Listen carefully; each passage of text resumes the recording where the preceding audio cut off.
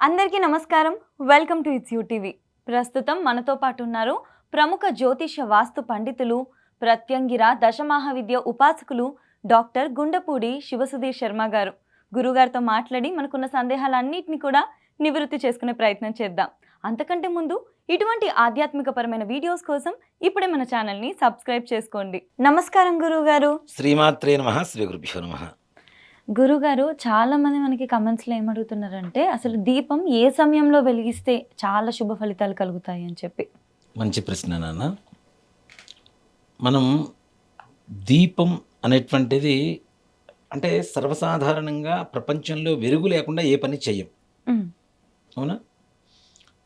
దీన్ని శాస్త్రం అనేదానికంటే, సైన్స్ అనేదానికంటే ఉమ్, అవసరం అనేటువంటిది ఎక్కువగా చెప్పుకోవచ్చు ఉమ్, ఈ విషయంలో. ఎందువల్ల వెలుగు లేకుండా, కాంతి లేకుండా ఏ పనులు చేయకూడదు అనేటువంటిది శాస్త్రం మనకి. ఉమ్, ఎందుకు?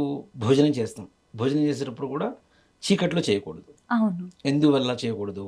ఉమ్, చీకట్లో చేస్తూ ఉంటే, భోజనం చేస్తుంటే ఏదన్నా మనకి తెలియకుండా క్రిములు పట్టడం, ఉమ్, బల్లులు కానీ ఇట్లాంటివి ఏమైనా పడుతూ ఉంటాయి. అవును. అవి మనకి తెలియదు. ఉమ్, తింటాం, దానివల్ల శరీరం ఆరోగ్యం పాడైపోతుంటుంది. అలానే కాదు, పొద్దున లేచినప్పటి నుంచి రాత్రి పడుకునేంత వరకు, ఇప్పుడంటే మనకి ఈ కరెంటు దీపాలు, విద్యుత్ దీపాలు ఇవన్నీ వచ్చినాయి. ఉమ్, పూర్వకాలంలో కేవలం దీపమే ఇంటికి వెలుగు, అంతే, వేరే వెలుగు లేదు. ఉమ్, పూర్వకాలంలో కాగడాలు పెట్టేవాళ్ళు కోటల్లో, రాజుగారి కోటల వాటిల్లో కాగడాలు పెడుతూ ఆ వెలుగుతో ఇచ్చేసేవాళ్ళు. ఉమ్, ఆ తర్వాత లాంతర్లు వచ్చినాయి, చిన్న చిన్న దీపాలు వచ్చినాయి, కిరోసిన్లు వచ్చినాయి, కిరోసిన్ నుంచి తర్వాత మరలా విద్యుత్ దీపాలు వచ్చినాయి. ఇప్పుడు అసలు దీపాలతో పని లేనటువంటి పరిస్థితి, ఒక మాట చెప్పాలి అంటే. అవును. కానీ దీపం వేరు, దీప ఆరాధన వేరు. ఉమ్, దీపం వెలిగించడం వేరు, ఉమ్, దీప ఆరాధన వేరు. దీపారాధన అంటాం అవును. మనం దేవుడి దగ్గర దీపారాధన చేస్తే, ఉమ్, అవునా? అంటే దేవుడి దగ్గర చేస్తే దాన్ని దీపారాధన అంటాం, ఉమ్, విడిగా వెలిగిస్తేనేమో దీపము అంటాం. అవును. మనం ఏం చేస్తాం, దీపావళి అప్పుడు కానీ ఎప్పుడైనా సరే పండగలప్పుడు ఉమ్, దీపాలు ఎక్కువగా పెడుతుంటాం. అవును. అది దీపారాధన అవ్వదు, ఉమ్, దీపం పెట్టడమే. ఉమ్, అలాగే దేవుడి దగ్గర చేస్తేనేమో దీప ఆరాధన అవుతుంది. ఆరాధన అంటే ఏంటి? పూజ చేయటం ఉమ్, అని అర్థం. ఉమ్, అక్కడ ఉండేదానికి ఇక్కడ ఉండేదానికి చాలా తేడా ఉంటుంది మనకి. ఓకే. పూర్వకాలంలోనన్నా తెల్లవారుజామున రైతులు 4 గంటలకు లేచేవాడు. ఉమ్, 4 గంటలకు లేవటం అంటే మరి చీకటి. అవునవును. లేవగానే వాళ్ళు ఏం చేసేవాళ్ళు, మొట్టమొదటిగా ఒక దీపాలు కొన్ని వెలిగించుకొని తర్వాత స్నానం చేసి ఆ తర్వాత గడ్డి మామూల దగ్గరికి వెళ్తారు. ఉమ్, పశువులు, పూర్వకాలంలో వ్యవసాయమే కదా, వేరే ఇది లేదు, అవునవును. అవునా? గడ్డి మామూల దగ్గరికి వెళ్ళి ఆ గడ్డి తీసేటప్పుడు కూడా ఈ వెచ్చదనానికి గడ్డి వాముల్లో కూడా పాములు దూరిపోతూ ఉంటాయి. ఆ, కరెక్ట్ కరెక్ట్. వీళ్ళు ముందుగానే దీపం పెట్టగానే ఆ వేడి మొత్తం ఇల్లంతా వస్తూ ఉంటుంది, అన్ని దీపాలు పెట్టేవాళ్ళు. ఉమ్, అంటే పశువుల కావిడిలో ఒకటి ఉమ్, కొట్టం అంటారు వాటిల్ని, ఉమ్, పశువులు కట్టేసేదాన్ని కొట్టం అంటారు. ఉమ్, కోష్టము, గోష్టము అసలు దాని పేరు. ఓకే. గోష్టం అంటే గోవులు ఉండేటువంటి దాన్ని గోష్టం అంటాం. ఉమ్, దాన్ని కోష్టం వచ్చారు, చివరి కొట్టం అనేటువంటి వాడుక భాషలోకి వచ్చేసాం. మనం అక్కడ దీపాలు పెడుతూ ఉంటారు. ఉమ్, ఆ దీపం వేడికి లోపల ఉండేటువంటి పాములు కూడా వెళ్ళిపోయి వీళ్ళు గడ్డి తీసినప్పుడు ఏ రకమైన ప్రమాదం జరగకుండా ఉండేది. ఉమ్, అర్థమైందా? ఓకే. ఆ, సో దానికి పెట్టేదాన్ని దీపాలు అంటాం. ఉమ్, అలాగే మనం కార్తీక మాసంలో కూడా దీపాలు ఎన్ని పెడుతుంటారు? అవును. 365 పెడతారు, 1,00,000 ఒత్తులు పెడతారు, 1000 ఒత్తులు పెడుతూ ఉంటారు. అలాగే ఇంటి నిండా దీపాలు పెడుతుంటారు దీపావళి రోజు నుంచి మనకు చూసుకుంటే, ఉమ్, అవునా? ఎందుకు పెడతాం మనం? వాతావరణాన్ని బట్టి కూడా ఎన్ని దీపాలు పెట్టాలి, ఎంతెంత దీపాలు పెట్టాలి అనేటువంటిది మన సైన్స్ ముందుగానే చెప్పింది. ఉమ్, దీపావళి రోజు నుంచి దీపాలు ఎక్కువ పెడుతుంటాం, ప్రతిరోజు ఇంటి ముందు దీపాలు పెడుతూనే ఉంటాం. కార్తీక మాసం మొత్తం కూడా అవును. దాదాపు మనకి వైకుంఠ ఏకాదశి వెళ్ళిపోయేంత వరకు దీపారాధన చేస్తూనే ఉంటారు, ఉమ్, 3 నెలల పాటు. ఉమ్, ఎందుకు? వాతావరణం చల్లగా ఉంటుంది కాబట్టి ఉమ్, ఈ దీపాలు పెట్టడం ద్వారా వాటి వేడి మన శరీరానికి కావాల్సినటువంటి వేడిని అందిస్తుంది. ఉమ్, అది సైన్స్, ఓకే. కానీ శరీరానికి చాలా అవసరం. ఉమ్, అవసరం అన్నదాన్ని మనకు శాస్త్ర రూపంలో చెప్తూ వచ్చారు. మన వాళ్ళు మొదటి నుంచి చేసిన ఇదేంటంటే నాన్న, అది ఆచారము సంప్రదాయము అని చెప్పుకుంటూ వచ్చారు. ఉమ్, ఆచారము సంప్రదాయం ఏమి ఇస్తుంది చివరికి? మనకు ఆరోగ్యాన్ని ఇస్తుంది, మన అవసరాన్ని తీరుస్తుంది. అది గొప్ప సైన్స్ దాగి ఉన్నటువంటి ఆచార వ్యవహారాలే మనవి. అవును, కరెక్ట్, 100%. కదా? అవును గురు. దీంట్లో మనం రకరకాల నూనెలు పోస్తుంటాం, నూనె, ఆముదాలు, కొబ్బరి నూనె, ఇవన్నీ పోసి దీపాలు వెలిగిస్తుంటాం. ఉమ్, వీటిల్లో ఒక్కో రకమైనటువంటి నూనె శరీరంలో ఒక్కో రకమైనటువంటి ఆరోగ్యాన్ని కలుగజేస్తుంటుంది, వాటి ద్వారా వచ్చేటువంటి వేడి. Okay okay. ఆ, వేడి శరీరంలో ఆరోగ్యాన్ని కలుగజేస్తూ ఉంటుంది. అంటే చలికాలంలో దీపాలు ఎక్కువ పెట్టడం ఎందుకు? మనకి శరీరంలో సమశీతోష్ణాలు ఒక్కసారిగా ఎవరన్నా చనిపోయే ముందు చూడండి బాడీ మొత్తం కూల్ అయిపోతుంది. కూలిపోయినప్పుడు అరికాళ్ళు అరిచేతులు ఇట్లా గట్టిగా రుద్దేస్తుంటారు చేపట్టి. అవునా? ఎందుకు? బాడీలో హీట్ పెంచడం కోసం.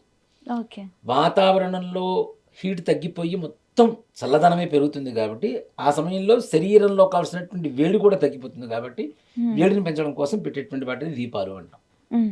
అలాగే దేవుడి దగ్గర పెట్టేదాన్ని దీపారాధన అంటాం అని చెప్తున్నాం కదా.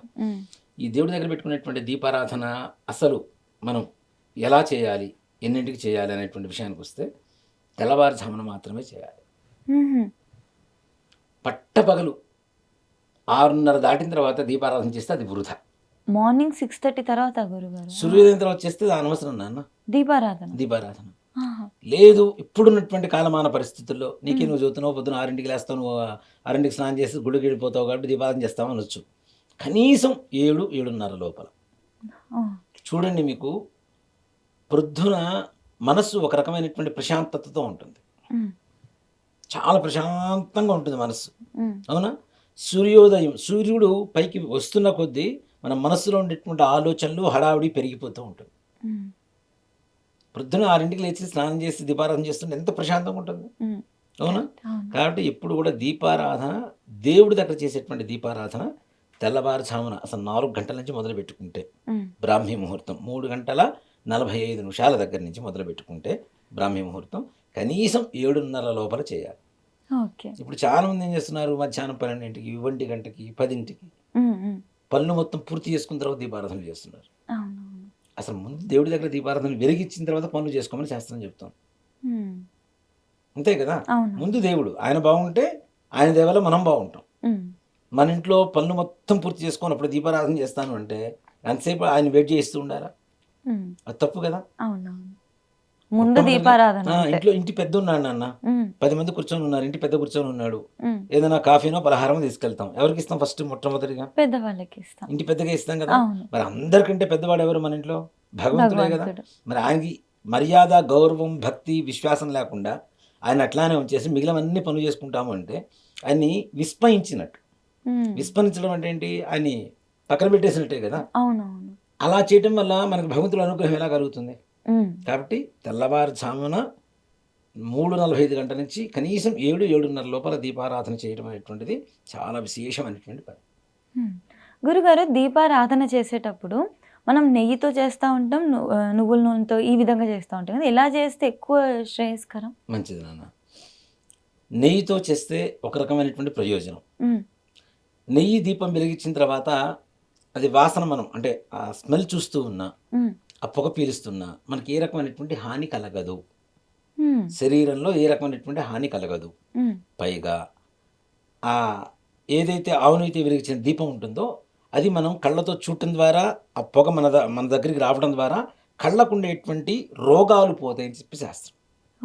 అందుకని మనకి మంగళగౌరి వ్రతం అని ఒకటి చేస్తారు నన్ను శ్రావణ మాసంలో. శ్రావణ మాసంలో మంగళగౌరి వ్రతం చేసినప్పుడు 5 దీపాలు వెలిగిస్తారు ఆవు నెయ్యితో. బియ్య పిండితో దీపం ప్రమిద చేసి దాంట్లో ఆవు నెయ్యి పోసి ఒత్తి వేసి దీపం వెలిగించేసి ఒక కొడవలి పట్టుకొని, కొడవలి కానీ ఇనపది ఏదైనా సరే పట్టుకొని కథ చదువుకుంటూ ఉంటారు. ఈ కథ అంతసేపు కూడాను కొడవలి ఆ దీపాల మీద ఉంటుంది. దానికి కాటుకులాగా మొత్తం మసి వచ్చేస్తుంది. దానికి కొద్దిగా ఆవు నెయ్యి టచ్ చేసి కళ్ళకు పెట్టుకుంటారు. దానివల్ల ఏమవుతుంది? మనకుండేటువంటి కళ్ళకు ఉండేటువంటి సమస్యలు పోతాయి అని చెప్పి చెప్తుంది. అలాగే నువ్వుల నూనెతో చేయకూడదా?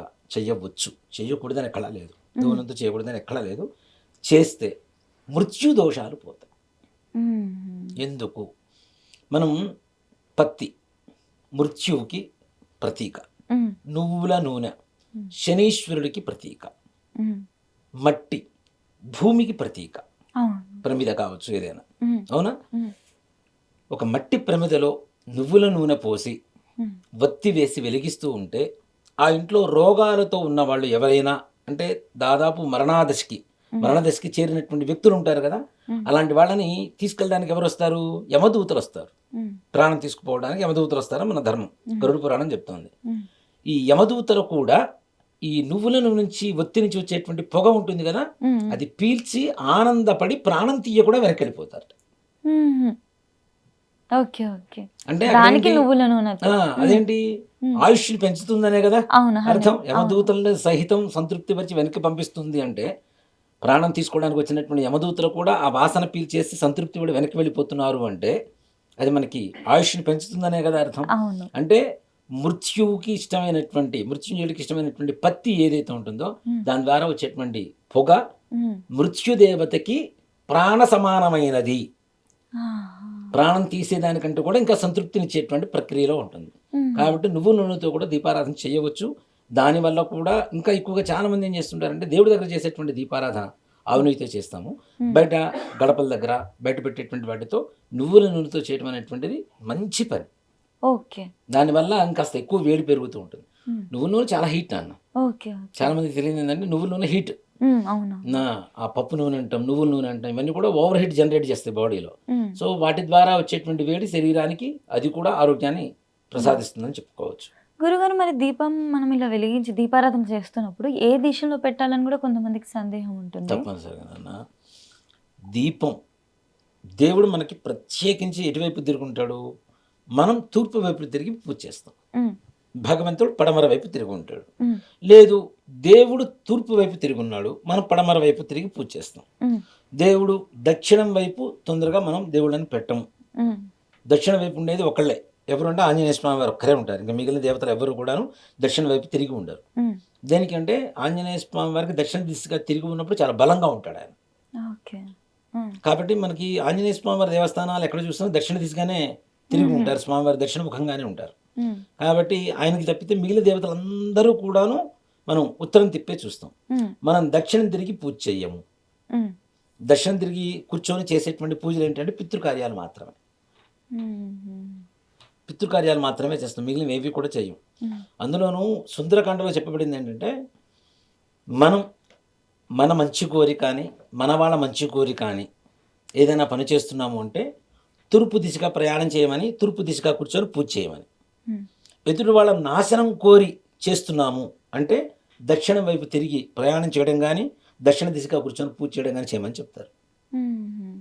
మనం మంచి కోరి చేస్తాంగా, ఎవరికైనా చెడు అయితే కోరుకోంగా. కాబట్టి తప్పనిసరిగా తూర్పు వైపు మనం తిరిగి ఉంటాం. ఇక్కడ చాలామంది దీపారాధన ఏం చేస్తున్నారంటే, నిన్న సాయంత్రం కూడా నన్ను ఒక ఆవిడ వాట్సాప్లో వాయిస్ మెసేజ్ ఇదే క్వశ్చన్ అడిగారు. మనం తూర్పు వైపు తిరిగి కూర్చుంటున్నాం గురువు గారు, దీపం ఎటువైపు పెట్టాలి? దీపం మనను చూడాలా, దేవుడు చూడాలా కదా?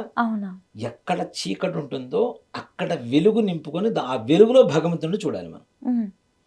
మనం ఏం చేస్తాం? దీపం మన వైపు తిప్పుకుంటాం. అది తప్పు. దేవుడి వైపే తిరిగి ఉండాలి. అందులోనూ ఎటువైపు దేవుడు తిరిగి ఉన్నా తూర్పు వైపుకి తప్పనిసరిగా ఒత్తులు ఉండాలి. ఆ దీపం వెలుగుతుంటుంది కదా, ఆ జ్యోతి అనేటువంటిది తూర్పు వైపుకు తిరిగి ఉండాలి. మనం దక్షిణ దిశ కూర్చున్నా, ఉత్తర దిశ కూర్చున్నా, తూర్పు దిశ కూర్చున్నా, పడమర దిశగా కూర్చున్నా, ఏదేమైనా సరే ఒత్తులు మాత్రం, జ్యోతి మాత్రం తప్పనిసరిగా తూర్పు దిశకి తిరిగి విరుగుతూ ఉంటేనే ఆ ఇంట్లో శుభం చేకూరుతుంది. మిగిలిన ఏ దిశకు తీసుకున్నా ఆ దీపంతో శుభానికి సంకేతం కాదు. కాబట్టి తూర్పు దిశగా ఉండేటువంటిది ఏదైనా సరే. అందుకనే ఇందాక నేను చెప్పాను, దీపారాధన చేయడం కూడా పొద్దున ఎందుకు చేయమని చెప్తున్నాం? తూర్పు దిశగానే తిరిగి ఉండాలని చెప్తున్నాం. మరలా ఇక్కడ అవునా? మన పొద్దున్నే తూర్పు దిశన ఉదయించేది ఎవరు? సూర్య భగవానుడు. ఆయన రాకముందు దీపం పెట్టమని కదా చెప్తున్నాను. అంతే కదా? ఆయన వచ్చిన తర్వాత బ్రహ్మాండమైన వెలుగుని తీసుకొస్తున్నాడు. ఇక ఎట్లా అంటే సూర్యుడికి కాగడ దీప్తి పట్టుకున్నట్టే ఉంటుంది ఆయన ఎదురుగా అప్పుడు దీపం పెట్టిన. ఆయన రానప్పుడే, చీకటిలో ఉన్నప్పుడే దీపం పెట్టడం అనేటువంటిది చాలా విశేషమైనటువంటిది. అది కూడా తూర్పు తిప్పి పెట్టడం అనేటువంటిది మంచిది. మనకి ఎక్కడ చీకటి ఉంటుందో అక్కడ వెలుగు అవసరం. ఆ వెలుగు దీపారాధన ద్వారా వచ్చినప్పుడు అక్కడ ఉండేటువంటి చెడు అంతా కూడా, అంటే మనకి చీకటి అంటే ఏంటన్నా చెడుగా భావిస్తాం. అవునా? ఒక ఇంట్లోకి పోతాం, రూమ్ మొత్తం చీకటిగా ఉంది, ఒక నెగిటివ్ ఎనర్జీ మన మైండ్లోకి వచ్చేస్తుంటుంది. అక్కడ చూడగానే అబ్బా మొత్తం చీకటిగా ఉంది అనుకుంటాం. చిన్న దీపం పెట్టగానే మన దృష్టి దీపం మీదకే వెళ్ళిపోతుంటుంది. అవునా? చెడు అన్నప్పుడు అంటే భూతాలు, రాక్షసులు అని చెప్తూ ఉంటాం. మనం ఖాళీగా ఎక్కడైతే ఉంటాయో స్థలం ఉంటుందో, చీకటి ఎక్కువగా ఎక్కడైతే ఉంటుందో అక్కడ చెడు ఎక్కువగా ప్రబలేటువంటి అవకాశం ఉంటుంది. అందుకని అమావాస్యకి చూడండి, పౌర్ణమి మనం పండగ చేస్తాం, అమావాస్య అమ్మో మంచి రోజు కాదని వదిలేస్తాం. అమావాస్య అంటే ఏంటి? చిమ్మ చీకటి కదా, చంద్రుడు ఉండడు మనకి రాత్రిపూట, చిమ్మ చీకటి. అవునా? అంటే అది చెడుకి ఎక్కువగా వాడుతుంటారని చెప్పి మనం అందరం వింటూనే ఉంటాం అమావాస్య రోజున. ఉమ్. అవును, చీకటి అంటే చెడు, కరెక్ట్. అక్కడ దీపం పెట్టడం మంచి. కాబట్టి చీకటి ఉన్నప్పుడే దీపం పెట్టుకోవడం అనేటువంటిది చేయవలసినటువంటి విధానం.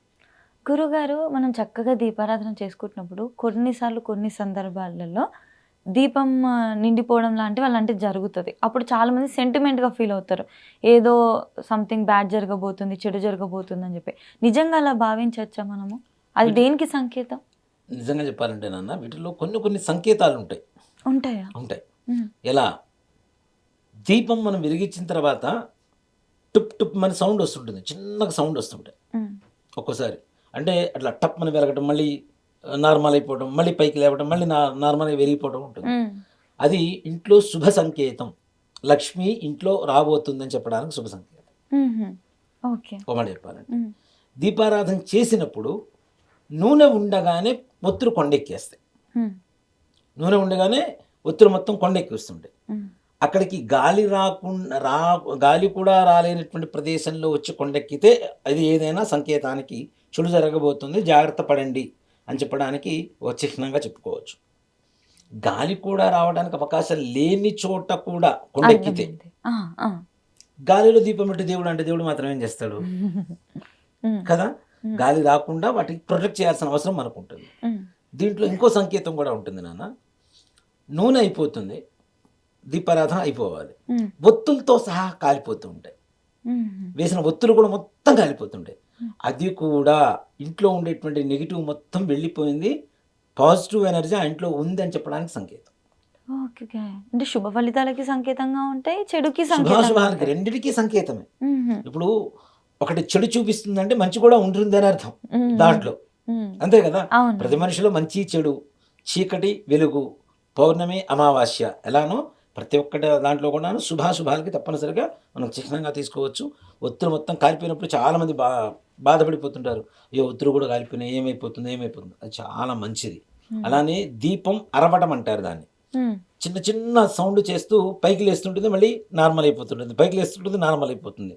ఆ ఇంట్లో లక్ష్మీదేవి ఇంట్లోకి అడుగు పెడుతోంది అని చెప్పడానికి ఒక చిహ్నంగా చెప్పుకోవచ్చు. అలాగే గాలి లేని చోట దీపం కొండెక్కితే అది అశుభానికి, ఏదో జరగబోతుంది, అమంగళకరమైనటువంటి పని ఏదో జరగబోతుంది, జాగ్రత్త పడండి. దానికి భయపడాల్సిన అవసరం లేదు నాన్న. జాగ్రత్తలు తీసుకోవాల్సిన జాగ్రత్తలు తీసుకుంటే సరిపోతుంది. దీపం కొండెక్కింది, మరలా వెంటనే దీపం వెలిగించడమే. దాన్ని మానసికంగా మన వాళ్ళు ఏం చేస్తున్నారంటే ఎక్కువగా భయపడిపోతున్నారు. దానికి తోడు మన సినిమాలో ఒకటి, రాజుగారు యుద్ధం పోతూ ఉంటే దీపం టప్పన కొండెక్కడం, ఆయన యుద్ధంలో పరాజయం పొందడం, ఇట్లాంటివి ఎక్కువగా మన వాళ్ళు చూశారు. చూసి మైండ్లో ఇంజెక్ట్ చేసేసుకొని మెంటల్గా వాటి వల్ల భయపడిపోతున్నారు ముఖ్యంగా. కాబట్టి అలా భయపడాల్సిన అవసరం లేదు. భగవంతుడు మనలాగా శాడిస్ట్ కాడు, అలా అయితే ఆయన భగవంతుడే కాడు, దీంట్లో అనుమానమే లేదు. ఖచ్చితంగా గురుగారు చాలా మంచి మంచి విషయాలు తెలియజేశారు. ధన్యవాదాలు గురుగారు. శ్రీమాత్రే నమః. శ్రీ గురుభ్యో నమః.